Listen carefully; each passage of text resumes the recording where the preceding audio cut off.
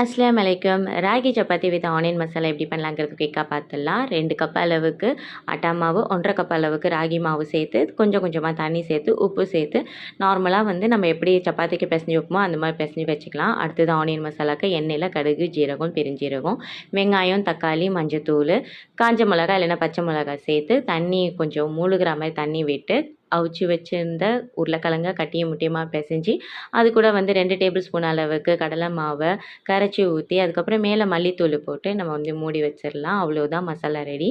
அதுக்கப்புறம் நார்மலாக சப்பாத்தி நம்ம எப்படி திரட்டுவோமோ அந்த மாதிரி திரட்டி இந்த மாதிரி தவாவில் கொஞ்சம் ஹீட் ஆனதுக்கப்புறம் நீங்கள் 2 பக்கமும் எண்ணெய் இல்லை நெய் விட்டு நீங்கள் 2 பக்கம் சுட்டு எடுத்தால் சூப்பரான ராகி சப்பாத்தி ரெடி.